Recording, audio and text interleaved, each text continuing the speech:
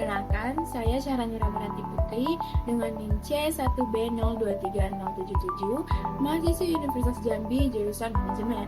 Nah, di video kali ini saya akan membahas manajemen kinerja organisasi dan contoh penerapan IKU di Universitas Erlangga. Video ini dibuat untuk memenuhi tugas mata kuliah manajemen kinerja yang diampu oleh Ibu Sri Rosita STM. Nah, sekarang kita mulai dari apa sih manajemen kinerja organisasi itu?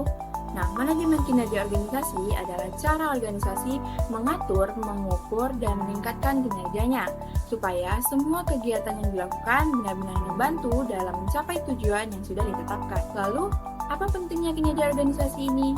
Nah, kinerja organisasi ini sangat penting ya, karena kinerja organisasi inilah yang bantu mengukur seberapa baik organisasi itu bisa mencapai tujuannya.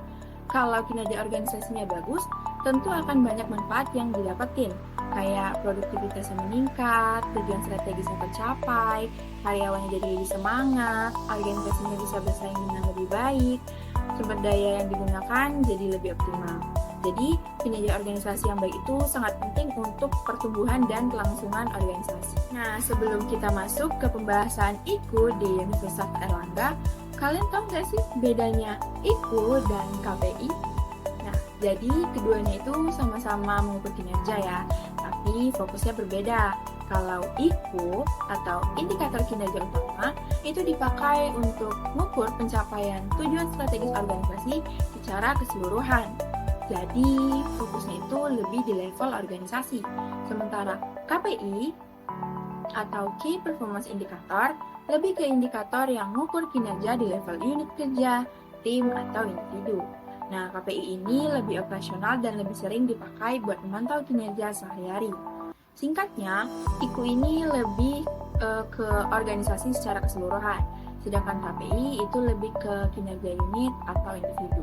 Nah, sekarang kita masuk ke penerapan IKU di Universitas Erlangga.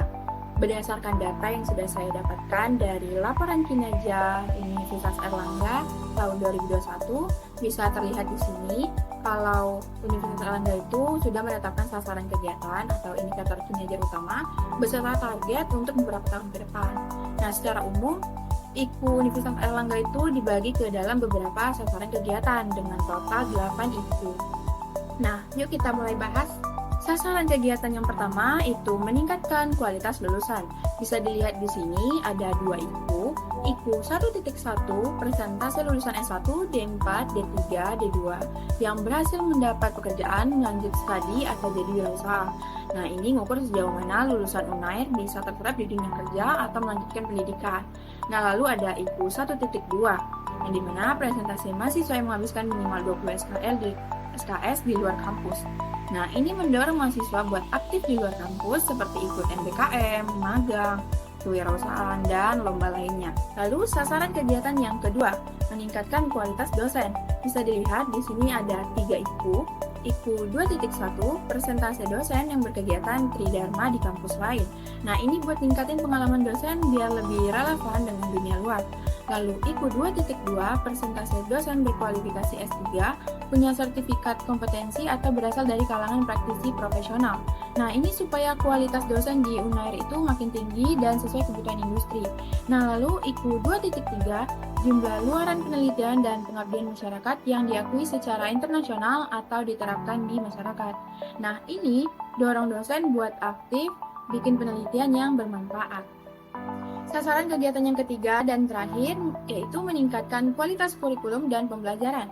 Bisa dilihat di sini, ini juga ada 3 IKU. IKU 3.1, persentase program studi yang punya kerjasama dengan mitra, baik itu perusahaan, kampus luar, atau organisasi lain. Nah, ini supaya proses belajar itu lebih praktis dan relevan. Lalu ada IKU 3.2, yaitu presentase mata kuliah yang pakai case method atau project based learning. Nah, jadi mahasiswa itu nggak cuma belajar teori, tetapi juga praktik. Nah, IKU 3.3 yaitu presentase program studi yang punya akreditasi atau sertifikat internasional yang diakui pemerintah.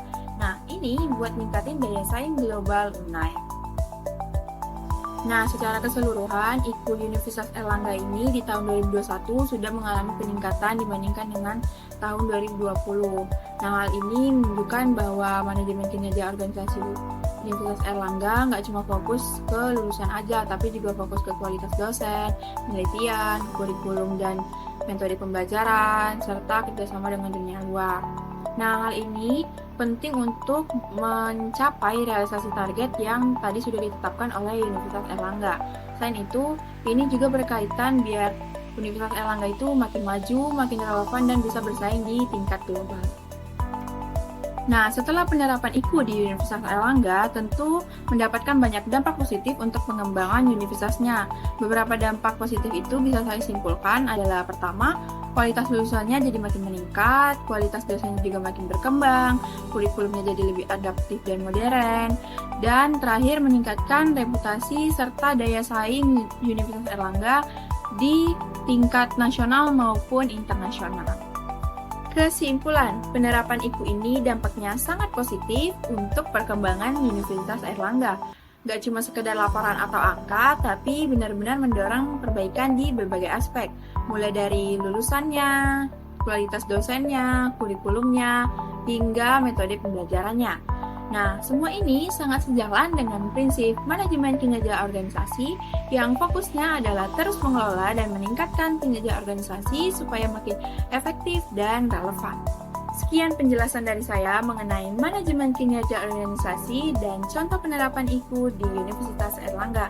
Semoga penjelasan saya ini dapat bermanfaat bagi kalian semua. Saya akhiri. Wassalamualaikum warahmatullahi wabarakatuh. Bye-bye.